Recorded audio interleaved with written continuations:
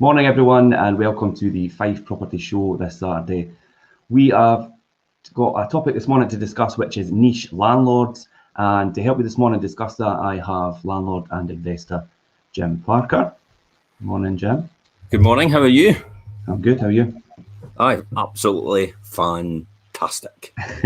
Quite a good topic this morning. So hopefully you have a lot of insights. Excuse the pun. I'm right in my niche. Right in your niche. I thought that. And we've also got our property management manager, Charlotte, joining us this morning. Morning, Charlotte. Morning. How are you? I'm good, thanks. How are you? I'm very well. So we're discussing niche landlords this morning and perfecting a lettings formula for repeated success. So this one should be quite a good topic, as you say. Jim's right in his niche here for this one. So I think everybody talks about it. A lot of people talk about rinse and repeat. Yeah. And they say it all the time and all the time and all the time and all the time. But do they actually know what they're talking about? Or are they they're just quoting someone else?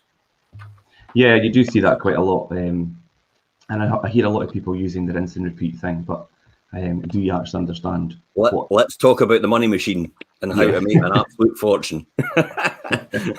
So if you're on at the start of the show, I would listen right to the very end, because I tell you what, as far as I'm concerned, this is going to be a masterclass in making money.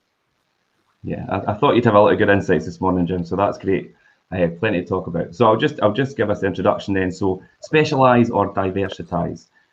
That's a big question for many landlords when it comes to expanding their portfolios. And if you look around Google long enough, you'll find arguments for both. You don't have to have a niche. You could choose a wide spread of property types across multiple locations, but you'll undoubtedly become more knowledgeable with some sort of speciality, and you'll find it easier to manage your portfolio. Of course, every property will give you a yield, whether it's a flat over a shop, ex-local authority home, swish new developments, or classic traditional homes. There's a demand for all of them. And we're never going to run out of families, professional couples, sharers, and single people to live in them. However, there's definitely an edge in picking and perfecting your market. So Jim, let's get a wee bit feedback for yourself about that, and about obviously selecting property types and areas and things as well. Specialise or diversify, for me, is specialise.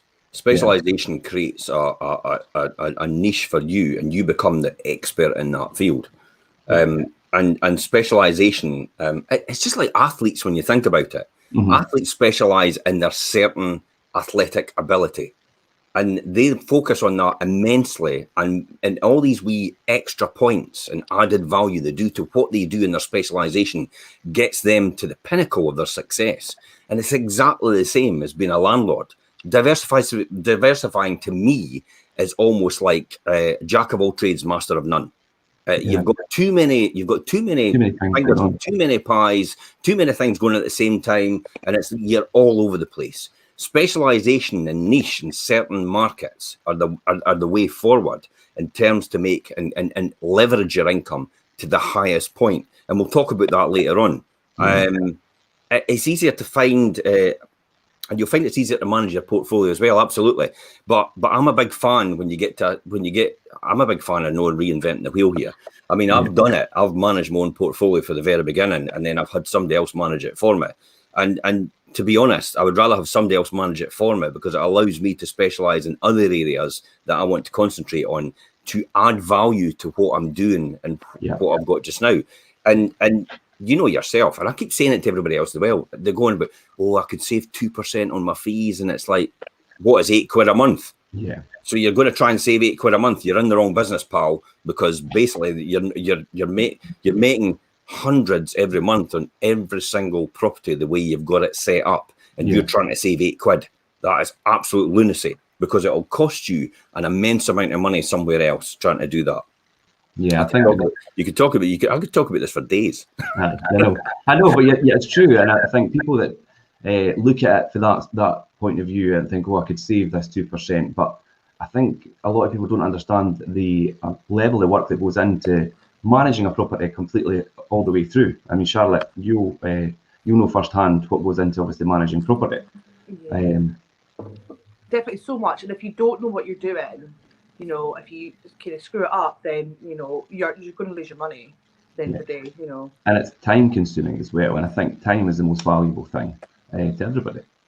And I think coming back to niche landlords, and I think a good example of a niche landlord in Fife is obviously St Andrews. There's a lot of landlords who target just the student market. That's a prime example. It's one I keep away from. Yeah, I know. But I mean it's just it's a prime example of a niche landlord. But you also get ones that obviously target families, looking at obviously 3 and 4 bedroom houses, and then you've got people who maybe in areas like Cooper and Kirkcaldy where you've got the train stations, look for apartments and try and target working professionals and maybe more mature tenants. So there's a lot of obviously different niches, and I think Fife's quite a good area to target all these different. You could have so many different niches to fall into. Serviced accommodation as well, holiday lets. Yeah, holiday lets.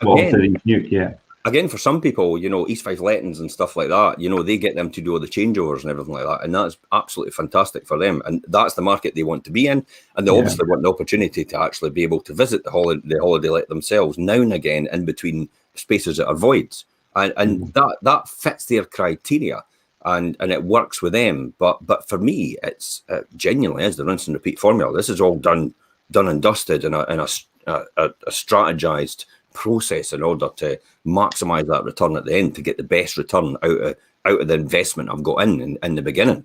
It fundamentally, at its core, it's nothing to do with property. It's everything to do with return. And the property is the vehicle I use to do that. And by the way, if anybody finds out if there's anything more that makes more money than on a long-term basis in property, come and tell me and I'll do that as well. Yeah, no, I totally agree. And I think that's a good analogy how to put it, that the property is the vehicle that generates the income, really. So yeah, definitely. So our first subject this morning is play to your passion. So play to your passion. There is nothing like being interested in something to make it a good job of it.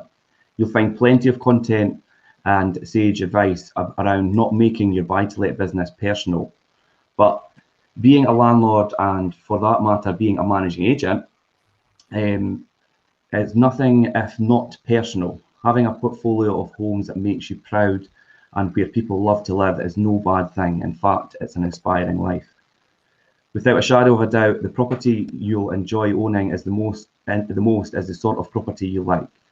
Maybe you're familiar with a certain style of having lived in one, or from being an admirer of a particular period or design. Either way, enthusiasm on viewings often leads to seeing the full business potential of a home. I think obviously spent years doing rental viewings. I could agree that you need to be enthusiastic about the property that you're standing in order to obviously deliver it in a certain way. If you've not got that enthusiasm or in that mindset, then it's very hard to kind of put the property across in the right light to potential tenants. The trick is to avoid getting emotional. You won't be living in the property, so it doesn't need to fit your lifestyle or personal decorative taste. Still, you can certainly bring personality to your homes to help them stand out from the crowd and attract your perfect tenant. I think that's a really important one, and I've seen it quite a lot over the years, as landlords decide to do buy-to-lets and they get too emotionally involved. And I think when it comes to renovating or turning a property around ready for the market, they get too fixated on fixtures and fittings being to a certain, maybe quite a high standard, which is not really required as long as things are. I mean, they could spend a lot of money and overspend, and then it ultimately ruins the return in the long run, because they've had so much outlay in the beginning. I mean, Jim, you've renovated and turned around quite a lot of properties. All the time. Constant renovation. You'll know that, Charlotte, anyway. I mean, 30% of my income, top line, probably gets spent on repairs and improvements over the year, and I'm comfortable with that, and I'm happy with that because it keeps my stock up to the right value. It keeps my occupancy rate higher as well as a result, and it attracts better quality tenants. I suppose that's what it comes down to, and it gets a better quality rent. Just that extra 20 quid a month is another £240 a year over a 10-year period. There's another £2,500. It's £2,500 you didn't have before. It's like, who wants £2,500? Me. So it's these wee small wins and small gains that will make the fundamental difference in doing that. So if you multiply that by 10 properties, you've got £25,000. Who wants an extra £25,000? Me. And that's fundamentally how it happens at its core. And you know, I noticed you said there, Richard, it's nothing like being interested in something that makes that you do a good job in, but it's your passion. It's if it's your passion, it's no work. It's something that you do. It's something that you believe in fundamentally in its core. And you're absolutely right. The trick is not to get emotionally tied into it. There's only one property I ever got tied into emotionally, and it was my one in Spain, and I've never ever rented it. And it was meant to be bought for a rental, and it's like, oh my God, how stupid could you get, Jim? But you know, it is what it is. But I've never really got emotionally involved in anything else either. It really is at its core a numbers game, and without a shadow of a doubt, you'll enjoy the journey if you understand the process. Yeah. And if you listen to the experts that are telling you what to do and do them, even though you don't understand what to do, you don't need to understand because someone else knows to do that, and that's why you're paying them. Why have a dog and bark yourself? Yeah. You know, that's the old expression I keep saying to everybody. Yeah, I think it's important to have that passion and that drive when you're doing things. Recently, obviously, Charlotte, you've orchestrated a few renovations of Jim's properties where he's had long-standing tenants vacate, and obviously you'll be aware, obviously, of all the work that's involved in doing that, but also the satisfaction at the end when you see the final product. I mean, you've done some. Well, that's it. There's one in particular, one of Jim's one that we've not long refurbed, and from the very beginning to see what it was like to the end result, seeing the tenant move in, it was amazing, absolutely amazing. And the level of finish as well. If you know what you're doing, you get it right first time. And I think having a management agent that can talk you through every little process, so you don't need to worry about it, is, you know, money can't buy that. Yeah, and I think that end result on that one, I think there's a couple of them at the moment, but the end result, it is attracting a better level of tenant, and it is. We have got obviously rental prices have obviously gone up since the original tenants were in, but we've got good rents coming through in line with the obviously the current market conditions, and the let's so much easier because they're in such well presented condition, and that's the best way to do things. And I think as well, just now, looking at refurbs on slightly older properties is probably the way to go, because you know, I'm 27 and I don't want to be moving into a property that's dated. I would want something that's nice and fresh and would pay that extra to get it. Yeah. There's so many people in the market competing just now in terms of the rental market. There is a choice, but they'll go to yours rather than go to someone else in the beginning. It is quite restricted just now. You know yourself. I mean, I'll if you talk amongst yourselves, I could take a quick look at Zoopla just now, and I'll tell you straight away that on Zoopla, if I can find it, the number of properties to rent throughout Fife is a grand total of 78. 78 properties to rent. No, 78 properties to rent. There is 370,000 people in Fife. There's 170,000 households in Fife, and there's only 78 properties on the market to rent. Do you think there's a demand for rented property in Fife? Oh, definitely. Crazy. I checked that at the start of the week, because I usually at the start of the week I'll have a wee look to see what's on the market. I think there was about 72 or 73 or something. I can't remember exactly. So that the supply of property is still very low and the demand very much so is quite high. Recipe for a boom. So another boom. There's another boom, and you know what's happening in the sales market. You know what's happening in the rental market. Property investment is a good deal just now. You're getting far better returns on property investment over the long term than you get in the bank, or you get in an ISA, or you get in anything else. It has outperformed most asset classes over the years on a long-term basis. It is one of the best assets, and you just have to stay the course. That's it. If it's short-term investment strategy you've got, then property is no for you. You know, you go and invest in something else. But property is long-term. It can make good returns. Over the last 10 years, 5 properties have gone up on average 46%. You know, so as I said before, you bought a house for 100,000 on an average property, 100,000 10 years ago, and naturally it would have gone up to 146,000 by now. So you would have made 46 grand just for actually servicing the debt and looking after a tenant, plus making cash at the same time. Yeah. Your beauty. Get in there. Yeah, and I think the level of interactions we're having with landlords, investors, potential tenants, and even on the sales side as well, you could feel that obviously there's something brewing. That obviously that the market's obviously continuing at a very strong level, and it's definitely evident when you're in the forefront of things like us. You could feel it. So yeah, so definitely play to your passion. I would say my passion is clearly housing. But also it's the legislation, it's the politics behind it, it's the whole thing it brings into it. So I love bouncing off people, or the MPs, the MSPs, the government, the Scottish government, and then just getting them and other people in that sort of area. Because I've been in there all my life in terms of being the chief executive of the National Landlords Association in Scotland many years ago. And been on Fife Council's housing partnership many years ago as well, representing private landlords at a strategic level. Yeah. So housing's always been my passion, and this is what I play to. But for other people, it's like, can you get really enthusiastic about it? You bet, if you know the returns, you certainly do. I've seen people change overnight. I've seen them change because I've done a one-to-one with them, and then I've shown them exactly what is potentially possible and how it's so systematized and formulated.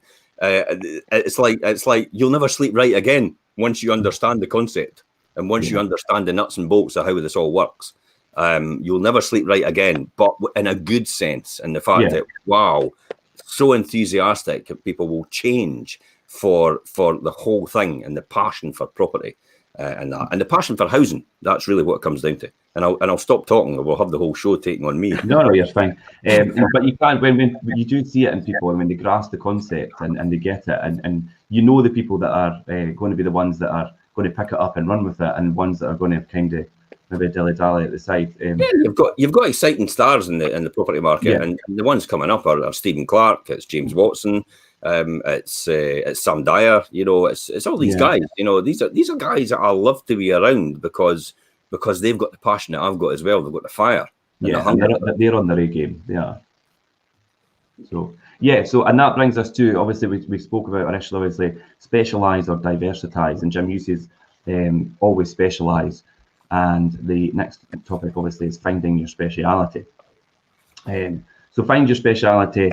Every neighbourhood has more than one marketplace. Think about the stages of life people go through: singles wanting their own space, friends that want to share, couples moving in with each other, and families growing up. It would be a tough call to know about every type of home in every street. So a better place to start is by asking local agents and about the different sectors of the market. Once you're familiar with activity, demand, and supply, you can make an informed decision about what's right for you. Maybe there's an untapped market just waiting for your talents. Our landlords have different niches based around their own interests, preferences, and experiences, as well as the local housing stock. Some put their trust in classic family homes, others favour small apartments and fewer occupants. Capital growth in prime locations can be a goal, as can the higher yields of cheaper streets. Knowing any of these well can give you a valuable insight into beginning and expanding your portfolio comfortably and successfully. And I think on that, Fife's a really good area, I think, to be obviously an investor in, because there's so many different areas that have so many different prospects to it. Like we say, obviously the East Nuke, obviously right along the seaside, the Fife coastal route. We've got the market town in Cooper, which is great for commuting into anywhere really with the train station, but also its proximity to St Andrews. You've got the student market in St Andrews, and then areas Kirkcaldy, Glenoffice, Leven are really good residential areas and things for families. So I think there's a real big diversity across Fife. And Jim, you've got properties throughout obviously the whole of Fife near enough. So people see it as Fife is basically a microcosm or a representation of the whole of the UK. I mean, you've got St Andrews, which is the London of Fife, and then you've got everything in between, and you've got the other area, other areas that are maybe the other end of Fife. But there is a strong representation. I mean, the top end of Fife is more rural, so it's it's farming, it's communities, it's villages. The bottom end of Fife tends to be more industrialised than Kirkcaldy and Glenrothes and Dunfermline. These are all industrial areas, long begone. And so it's that representation that allows anybody, it's a landlord, to have a good mix in the portfolio, if that's what they want to do. you know. But as I say, you know, the student thing for me is never caught on, because it's like a whole raft of legislation you've got to learn about the student market, and I'm so obsessive when I get involved in something. I have to learn every single detail about it, and it's like that's why I'm no keen on it. For some people, it's capital growth, you know, in terms of the speciality. So that's where the student market is a good one, because St Andrews has good capital growth over a period of time. So does the East Nuke. But for me, it's generation of cash every single month. It's an income to allow you to free yourself to do what you want to do when you want to do it. If you want to continue to work for the rest of your life, then fantastic. But you've got the ease and comfort that you could actually have that decision to not work if you don't want to. You know, that's the reality, because you've got a passive income coming in. So and it gives you a peace of mind more than anything. So finding your speciality in the different sectors of market is something we could help you with, depending on what your attitude is towards risk. I kind of think, when I talk about risk, I think, is there any risk? It's like, it is genuinely as safe as houses. As I say, the only risk is if you're a short-termism thinker and you're going to pull that money back out in a short-term period of time, it's probably going to cost you money to actually get involved in letting. Whereas if you're doing medium to long-term, you're probably going to make money more than likely. So I would say that's probably the only risk I would say is risk. Everything else seems to be pretty straightforward and calculated before you actually start the journey. So capital growth, prime locations, higher yields and cheaper streets. And as I said before, the one-to-ones I do is I show people the top end and how it's all about capital growth. And then I show them the midpoint, and then I show them the other end, which is the cheaper value properties, but actually putting a lot more investment into refurbing them inside and make them more desirable for people to live in, have higher occupancy rates, higher yields as a result. Therefore, they're good long-term strategies. I don't necessarily keep for capital growth. I design for revenue every single month for cash, because if anything goes wrong, I can always put my hand in my pocket. And it gives me a life I can afford to have, a lifestyle. But it also, capital growth has a natural byproduct to what happens. You know yourself, the average price goes up. Whether you like it or no, the average price goes up, that's it. Full stop. You know, we'll have the blips, we'll have the credit crunches and stuff like that. But all my property portfolios will recover from the credit crunch. Yeah, and I think if you look at it from a long-term passive income, you're looking at areas like, obviously, Leaving, Glenrothes, Cawdey. Glenrothes has been outperforming a lot of areas recently. Glenrothes is it's a brilliant market. I've got to say, Glenrothes. Everybody. Yeah, Glenrothes is a brilliant market. Well, we had done the number of people per household for sale on the market, and the number of people, and this was just an average, just to give us an idea. So right across Fife, it was round about 700 people for every property is on the market for sale. In Glenrothes, it was 1,500 people for every single property is on the market for sale. And that was the only area it was really at that level. So it shows you straight away there's a lack of supply in the Glenrothes market for housing, but equally important, that means there's a demand for rented property in Glenrothes as well. So, and it's a good central location. I've got to say, I maybe take some joy out of the fact that a lot of people down-cry Glenrothes and they slag it off and go, it's roundabout city and it's there's no a town centre and everything like that. And it's like, all right, great, just keep running it down because I'll keep buying at lower values. And I'll keep getting high rent returns if that's the case, because it is a really good area. So I've let the cat out of the bag. If you're going to buy somewhere, probably Glenrothes is a good area to buy at good values. There is obviously properties that you wouldn't want to buy in Glenrothes, and that's where we could advise people, I suppose. Yeah, there is obviously higher end value stuff and that, but there's that mid-range 3-bedroom semi-detached house. You'll get a really good price on the market, depending on how much interest there is. But the returns are amazing, and I've got a lot of investors that are looking in the area now, but they are finding it difficult because there's so much competition for people that obviously are out there looking for the same thing, really. So yeah, Glenrothes is an area to keep an eye on. I would agree. Cooper as well. Cooper's an area. Everyone just now is looking for Cooper, rental properties in Cooper, and there's nothing. Bonnygate, it's on at 75,000. Offers over 75,000. Oh my God, you can get about 500 to 550 a month for that. And when I worked at the capital and the net return passive, it's like 10% return. Yeah. And you've only got 20 grand in or something like that when you work it all out. And this is a no-brainer. And it's all, I'll be honest, everybody out there, it's on my radar. At some point in time, I'll probably end up buying it if nobody else buys it. And everybody will go, I wish I'd bought that. And it's like, well, you're too late. I bought it. Yeah. Obviously, our colleague Jimmy brought that to me at the start of the week, and I couldn't believe that he was like, it's struggling. It's not. I was like, how is that not shifting? It's a brilliant buy-to-let investment. So he'd done he plugged a wee video about it, and we shared it. And I thought that would be on your radar, Jim, because I've actually got a few doors along coming on. And they'll rent all day long. 2-bedroom properties before the credit crunch in 2005 at Railway Place for that price. Yeah, I know. And they rent my goodness, it's that price just now still. I know. It's like, that's a no-brainer. We've got 15 years plus, and it's still that price for a 2-bedroom property. That is absolutely a fantastic value for money. And think about the church. We were selling the church, and they're all sold out, right? They're at St Michael's Church at 140,000 for a 2-bedroom property. You're getting that for half the value, and you'll probably get, as I said, 500 to 550 a month for this. Yeah. This is a really good return.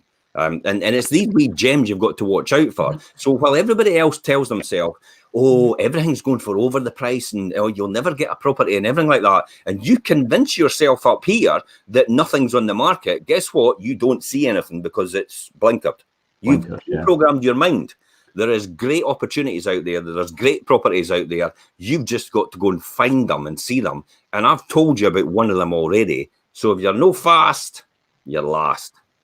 Yeah, well, I've put that out there as well to investors and things, so I don't expect it'll sit around much longer. Because if people know what they're looking at, it's a good investment. Well, number 9's maybe coming. I never got my other one yesterday. I lost it at a closing date. I meant to ask you that one actually, but it's like I need to get another one this year. Number 9, I've got to get. I'm on a mission. It's funny that I set a goal at the start of the year to buy 8 properties before the end of the year. And I'm on number 9 already. We're all in June. Okay, right. So, so the next thing obviously is deepen your expertise. For a rental property to be successful, it should reflect what people want and require minimum maintenance and repairs. By knowing your market and creating durable homes that encourages long-term tenancies, you'll keep your income as constant and passive as possible. These pointers aren't exhaustive, but as an idea of differences to consider.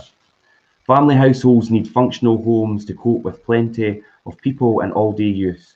That means lots of cupboard space in the kitchen, along with full-size dishwasher. Obviously, this is if the property is furnished. Full-size dishwasher, a washing machine, and a big load capacity, and space for a large fridge freezer. If you're renovating, keep at least one bathtub to make bath time for children easier. It's not to mention that a rubber duck is way less fun in the shower cubicle, and gardens with a lawn provide a safe play area. I think the bathtub thing is really important if you're going to be looking at the family market. I mean, I've been in 3-bedroom houses and they've got a shower cubicle, and I'm thinking if you're going to try and pitch this to a family market, you've got 2 adults. You've got 2 bedrooms, so you're going to have 2, maybe 3 children. A shower cubicle is not going to be any good, especially with young kids. I would only say I would put a shower cubicle in a bathroom. It's got the capacity to have a separate shower cubicle and still have the bath, or I'll put a shower over the bath. I'm not, or space minimization. In other words, you've got no other choice than to put a shower cubicle in here. Because of the space is minimized. Other than that, a bath is always thing. I know it's a British thing. It's not. See, on the continent, it's completely foreign to have baths. But for us, I always think it's nice for some people, and I still have this thing about relaxing in a bath, relax in a Radox bath. You know, it's a classic advert. Well, you guys all don't mind that, maybe. I remember a Radox bath, Jim. But that was a famous campaign from years ago, and it sticks in my mind still about baths and how important they are. And if anybody does want a shower, I've got a shower over the bath. Great stuff. Yeah. That's definitely the best setup, I think, especially for family units. I mean, Charlotte, you've got kids. You rented before you bought. Would you have taken a property without a bath in it? Well, when we were buying our house, I said to Jimmy, if it does not have a bath, I don't even want to view it. I would never buy a property without a bath. And I have so many people viewing properties for rent, And if it's not got a bath, I'm like, oh, I need a bath for the kids. And I've heard that time and time again. So, and I have advised investors before. Investors have brought property to me before, and I'm like, unless you're going to put a bath in, I mean, it's not to say I rule it out, but it's definitely something that will come up. Yeah. There's all these wee things you need to be aware of. It's creating the long-term tenancies, and this is what we'll go back to. I mean, you said it in the beginning, Richard, about creating the long-term tenancies. Yeah. The key about creating that long-term tenancy is actually to put the proper investment in the property in the first place. In other words, if you're going to buy the property, yeah, okay, it's fair enough, it's okay. But if you do have the money to spend and refurb it straight away, then refurb it straight away, then refinance it later on and get most of the money back out as possible. Because I know it's a big outlay in the beginning, but it'll benefit you going on from there, because you'll have it in a higher occupancy rate, which will generate more money. You'll have a higher rent level more than likely as well. You'll have a better quality tenant as well. So it is a false economy to try and buy a property that's quite run down and just say, I tell you what, I'll let it and see how we get on. Now, for some people, that might be the case, because it's like they'll have to do it as they go, because they've only got the money to buy the property in the first place, and they'll just have to wing it as they go. And I'll be honest, that's how I started in the beginning. I did a lot of the painting and decorating myself. I bought properties which were quite run down, but I then fitted bathrooms myself. I fitted kitchens myself. I decorated myself. I actually put some of the carpets down myself as well. And for me, that was a fundamental difference. And doing that in the beginning, to refurb the property myself and put that investment in myself in order to get the right quality tenant. So it's the experience as someone walks in the door they get from the property that will make the beneficial return overall over a short to long-term period of time, and keep a long-term tenant as a result. But you know, generally bathtubs, low maintenance, things like that is the classics that you're talking about. Yeah, and they do all contribute. Yeah, and gardens and things, and they do all contribute to the longevity of a tenancy, especially if you've got families and things in place. I think in contrast to that, couples and singles create less wear, come with less stuff, and still have the luxury of being style conscious. They love sociable spaces where the kitchen is open to the living room. Making quieter appliances are a smart choice. If you're renovating the bathroom, replacing the tub with a walk-in shower will create that all-important show-stopping moment. Outside, low-maintenance patios and balconies are generally preferred. And that's again, so if your niche market is obviously working professionals, or maybe younger students and things, or more mature tenants that are maybe close by to good commuter links, places like Cooper, obviously the apartments round about the train station and Bonnygate, or likewise Kirkcaldy, these kind of upmarket apartments that are targeted at the working professionals and things. That's what kind of the spaces that they're looking for. A low maintenance, small area outside where they could sit and enjoy the sun with a glass of wine or whatever. And that's in a big contrast to obviously a family home. So you need to figure out whether you're going to be doing one of these or one or the other, or if you want to do both, you can. I mean, Jim, you've got a mix of apartments and also family homes and things as well. And it does go on to speak about, obviously, if you're going to have places in different areas in terms of obviously different cities and things, you're going to have different agents, different contractors and things. But in Fife, you didn't have to worry about that. I mean, our contractors and us ourselves cover the entirety of Fife, so you can diversify between these different niches if you like yourself, Jim, obviously. Yeah. And Charlotte, you obviously manage all different types of properties, whether it be apartments with students, well, I say students, not student lets as such, but obviously working professionals and people that study, and family homes and things as well. Well, that's it. You do see a great difference between all the properties, but we've got a landlord that has family homes, he's got flats, he's got studio apartments, and he knows exactly what he needs to do for each one of them. And as long as you know that, you're fine, but if you don't, no. Yeah, no, definitely. And I think to move on, we obviously speaking about landlords with different niches and things, and obviously we deal with quite a lot of the local investors, and I think it's all about building reputation. And I think if you're a long-standing investor landlord in an area, you do build a reputation, and it's quite. It's funny, Jim, I read this earlier and I actually thought it kind of referenced you quite well, but we'll have a read through and see what you think. So yeah, build a reputation. So being known as a local landlord or popular rental properties helps you secure the best tenants at the best rents. When your letting agent can gush about your homes, it gives tenants a great deal of comfort to feel they are living somewhere that's expertly owned and managed.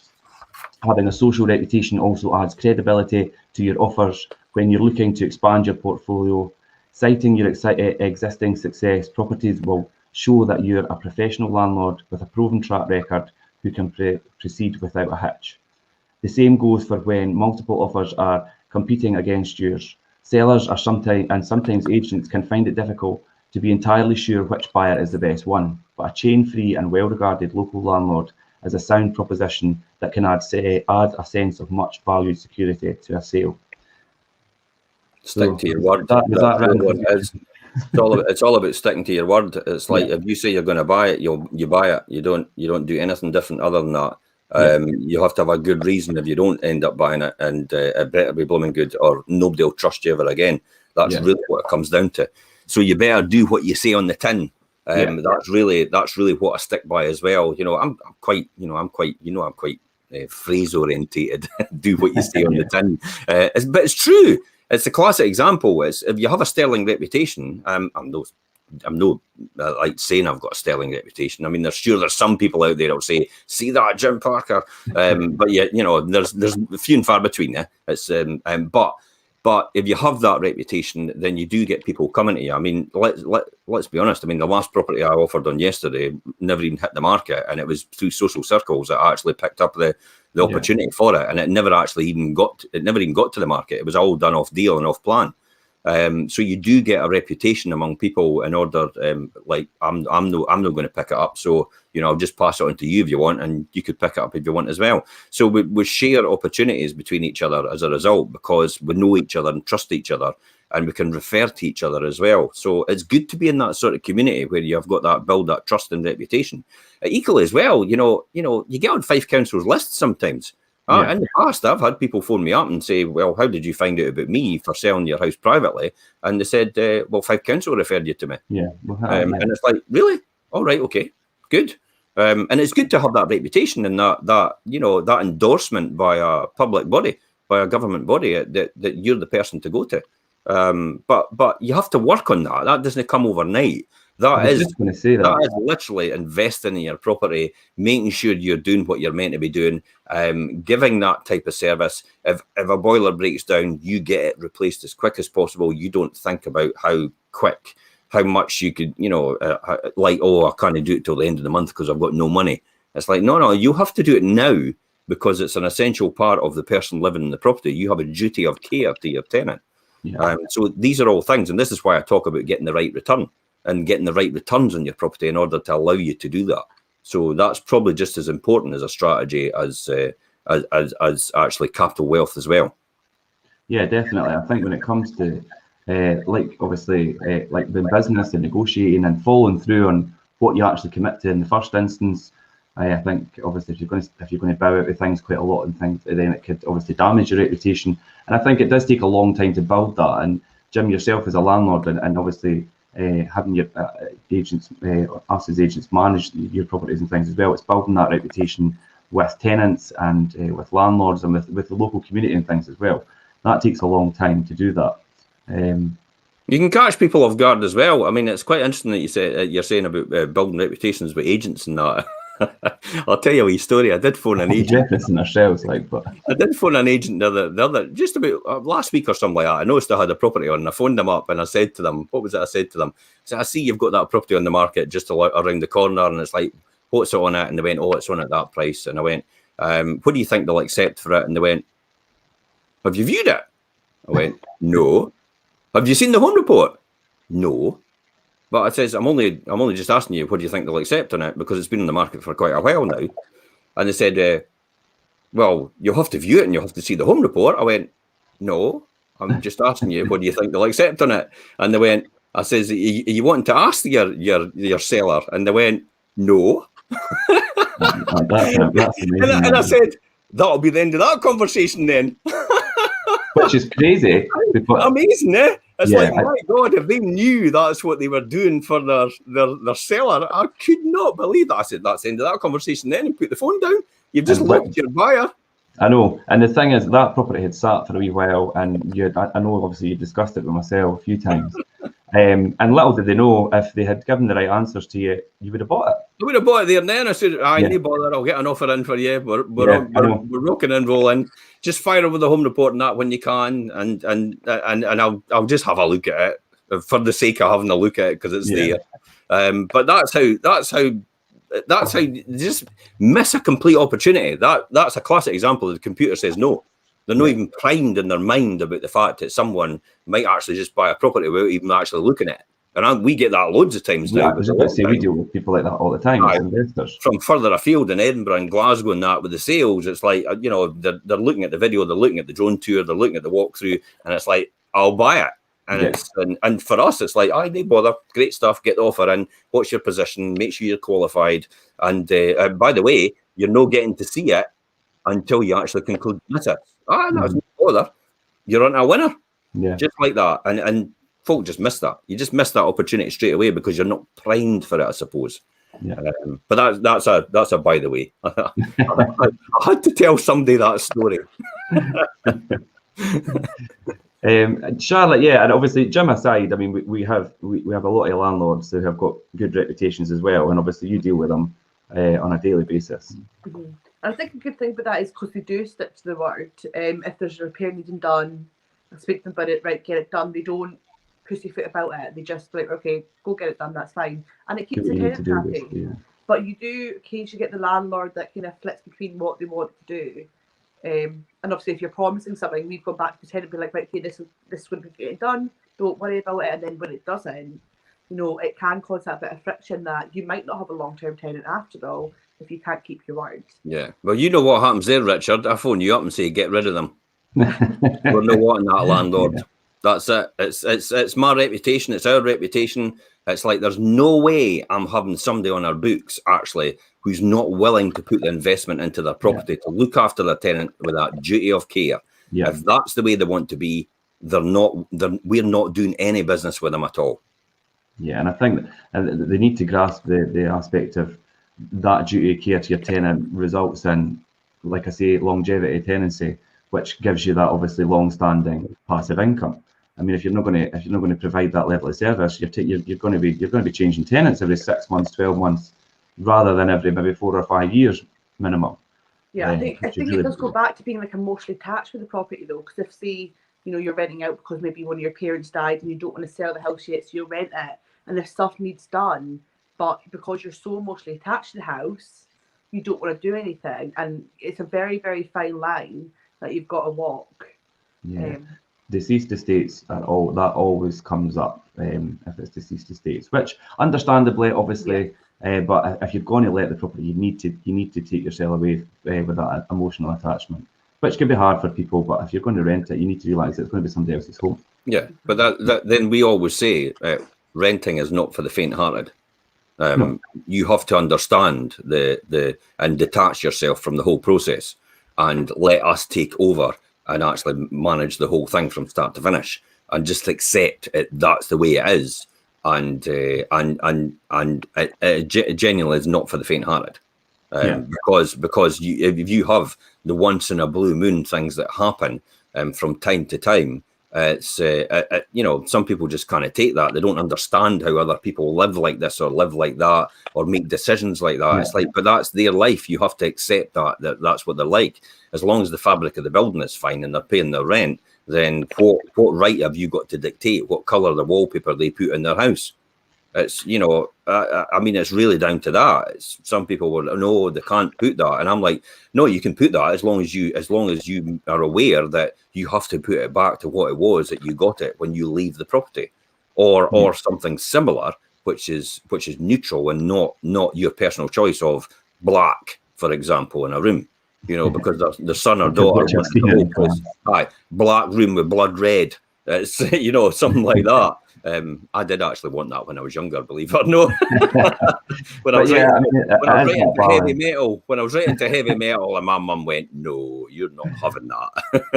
But there is a balance to allowing people to live in it as their home, obviously without obviously, like you say, compromising the structure and integrity of the actual building.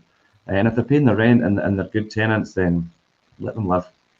So anyway, that brings us on to expand with ease. Suppose you're achieving a healthy rental income from one property in a neighbourhood. It's a safe bet that a similar home nearby will be just as profitable. So you can double down on your success to pick another winner. Concentrating your portfolio provides a real focus for your business, and it makes it easier to identify a good prospect quickly. On the other hand, spreading your rental homes across several different towns or cities means you'll need to research every location. It can also be a time-consuming to look after them all. You'll either need to find reliable contractors in each area or multiple managing agents, which is, I did kind of touch on that just before. You also find new opportunities come to you when you're known as a reliable local landlord. When agents know your speciality, it makes it easier for them to help you expand your portfolio, and you'll be among the first people they think of when a candidate property comes up. This can be particularly useful where another landlord is selling and wants to find a buyer off market. Now, we see a lot of that. We do see a lot of that. And if certain properties come up, I have, even just in my mind, certain landlords, I think that'll be fine for them, that'll be fine for them. And that's all, again, about building reputation. And I think the points there raised about obviously diversifying where you actually purchase properties in different towns and cities and things. It comes back to how diverse Fife in its whole is really good for that, because you have that mixture of bigger towns and towns that have got obviously like you say St Andrews, which is kind of like the London of Fife, and then you also have areas with the train stations and things, so commuter links, and I think that's quite a good example of how diverse Fife in itself is. Would you agree with that, Jim? Yeah. But what I would say, though, it was interesting you said that suppose that achieving a healthy rental income from one property in a neighbourhood, and it's a safe bet that a similar home nearby is just as profitable. You're absolutely right. This is the McDonald's system. Okay, McDonald's have found a formula which works. They actually build a McDonald's, they rent it to the person selling the burgers, they sell them the burgers, they sell them the franchise, and they make the money out of that person. McDonald's is not in the business of burgers. It's in the business of real estate. They actually proudly say that on their statements every single year. We are in the business of real estate, Mr. McDonald says. So if you've got a property, it works. And it works very well, and it makes you a high return. Why on earth do you want to run away and do something completely different in another area? Just keep doing the same model all the time because it works. Keep duplicating all the time. And remember, though, once you duplicate and back winners, because that's the key point here, then pass the admin to someone else. Yeah. Just go and duplicate that again. Do you think your time's more important spent on trying to save you 60 quid a month and a management fee effectively, which is like £2 a day, the price of a cup of coffee? If you can then duplicate with that time and actually go and back another winner and actually set up that money chain again. And that, so basically it's, you're developing what I effectively call a cash cow over a medium to long term period. So, you never need to bother about your pension because you've got it. Yeah. I'll tell you what, it gives you a better return than a pension gives you. Well, definitely. Well, I've looked into it year in, year out. I mean, in 2010, I bought 6 properties on 40 grand. So I managed to buy with 40 grand, 6 properties, and then it gave me a 700% return on investment in comparison to a pension. Yeah. And folk will scratch their head, and even Charlotte is going, 40 grand and bought 6 Charlotte. How was that possible? I'll tell you what, I'll maybe tell you one day. but yeah, definitely. I mean, if you've got, and I think again, I'm going to reference Glenoffice at the moment, just because obviously how things are. 2 3-bedroom houses there. Obviously, brilliant model for obviously a buy-to-let investment. And I've got a few investors at the moment that are just obviously, depending on what's the availability, are continually just to do that. We've got one landlord recently, Charlotte, 3 3-bedroom properties all at once. Come on, and then before I had the 4th one. So and they're basically just continuing to rinse and repeat what they're doing, and it works. Yeah, definitely. And I think as well, just now you're seeing a lot of people that may be in like a council property that is like expanded their family, and the property's now too small. But because the council just now don't have many properties, they are now looking to get out of the council houses, get into like rented accommodation, to expand their family. And just now there's nothing available. Absolutely. And it's mostly bedroom office. Let's talk about that subject just now, and I'm going to bring this up. It's the classic example about people say, but you're taking houses away from first-time buyers and people wanting to buy. Every single one of my portfolio, the tenant in there is not looking to buy a property. They're needing a rented accommodation because the council can't supply that accommodation for them. So there's a need for rented accommodation as a result. They want mobility of labour as well. They don't want to commit themselves to a mortgage. So that it's a fallacy that people say all the time is you're restricting the supply, you're taking away properties from first-time buyers. We're not at all. We're providing a function for people to actually be able to live and grow with their family as a result of that. So, you know, I don't believe that urban myth at all.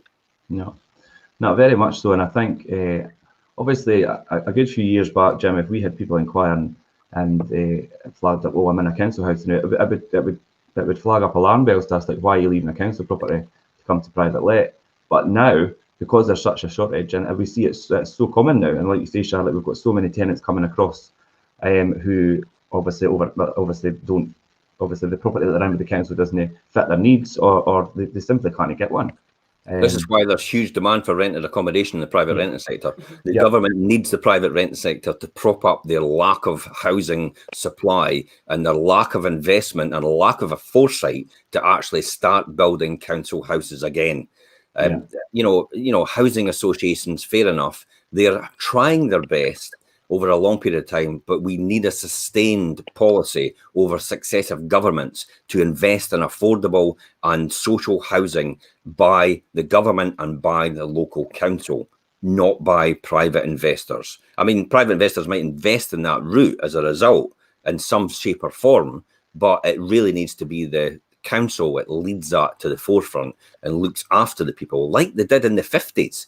Like they did in the, you know, the 40s, and all the council houses that were built as a result. And then, you know, it came along, and I'm going to get my high horse here, and successive governments, and you know, a government which I backed in the early days, you know, actually came along and said, let's sell all the council houses off. Let's do all this, and it's like, and I'm like, oh, that sounds like a good idea. I understand the policy, but are you actually building any more? No. It's like, well, we should build more because people will need more. You know, this is going to come back to haunt us. And it's like, no, we don't feel we need to do that. And it's like, well, it has come back to haunt us. Well, look where it's ended up. Yeah, I mean, we've got a huge housing crisis. We've even got the council buying back houses now. And I mean, obviously, the lack of housing topic, we've touched on it a few times in the shows. Imagine selling off your houses at knockdown prices only to buy them back at full market value. I know. And they're buying them back. Hey, that's a crazy policy. That could only be run by a government, that policy. Any business would go out of business doing that. But hey-ho, we're going to spend other people's money to do it. Yeah, and that's the situation we're in. And I think, I mean, it's not just evident to us because we're obviously in the forefront of things with housing. I mean, the general public are aware because obviously they see it for themselves. There's just a lack of social housing. So yeah, good point raised there, Charlotte. You've got Jim all fired up. All riled up, yeah. Contractors as well. Here's another one. Expand with ease. You're absolutely right. You mentioned about contractors, Richard, there. Yeah. And the fact that it's quite challenging to get good contractors just now. Yeah. You know yourself, they're on a building flurry. The housing market's booming. Everybody's wanting a contractor at every single now and today and right this minute. And as a result, there's a lack of supply of contractors in there. And there's some crazy prices getting thrown about. But luckily enough, we have contractors that are actually not taking advantage of that. They're good, solid contractors. They've been with us for a lot of years. We give them steady business all the time. So they're quite happy just to continue. They've got a good standard return that they're getting on their on what they're doing in the services. And that's probably a key thing as well for having an a letting agency, is to have these good contractors. It will do the job at a good pace and also for a good cost and actually at a good standard, so it'll last. Yeah, I mean, Charlotte, you deal obviously a lot with the contractors, and we touched on obviously the standard of finish. I mean, obviously renovation jobs were done for Jim himself, and obviously contractor pricing and things obviously been an issue lately as well.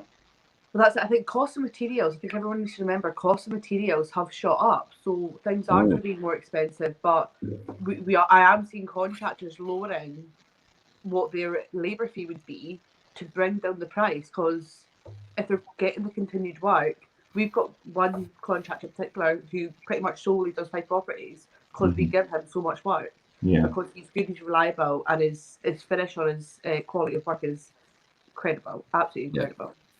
Yeah, and he covers the whole of Fife for us. So whether you've got property in East Neuk or Glenovus, Kirkcaldy, Cooper, I mean even Kinross and things as well. And that's a good thing about obviously our list contractors. We don't have to have different contractors for different areas. It's Fife in its entirety. It does help. Yeah. So yeah, good points about contractors. I think it is important to appreciate, and landlords and investors need to be aware that things have changed and costings have changed and things, but obviously if you're a landlord and investor with us, you'll know that pricing has we've tried to keep it in line with obviously the contractors, in line with keeping it competitive as it used to be, but unfortunately some costs have increased. But, so riddle with this, how does three people talk for 55 minutes about nothing? I know. I was just actually looking at the time. I thought, God, where does it go when you're talking? But yeah, final words. I think being a specialist is revered in almost every profession and makes it easier to excel in any given field. You can apply the exact same logic to being a landlord. With a deep understanding of your chosen marketplace, you can make confident decisions much faster and attract more property to grow your buy-to-let business. And I think it's all about relationships and building reputation and just everything we've covered today, and having a good managing agent, somebody that you could obviously rely on, trust in, who have, and again, contractors and things as well. Would you agree with that, Jim, as final thoughts? Absolutely, but final thoughts is, for God's sake, don't reinvent the wheel. It's there already. We understand it. We know it. We know the dynamics. We know what you need to do.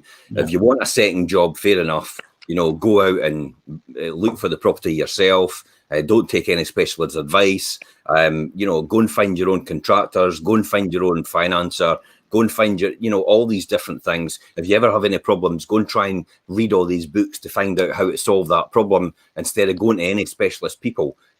That's probably my advice: is don't reinvent the wheel, for God's sake. All you're doing is giving yourself a second job or another job.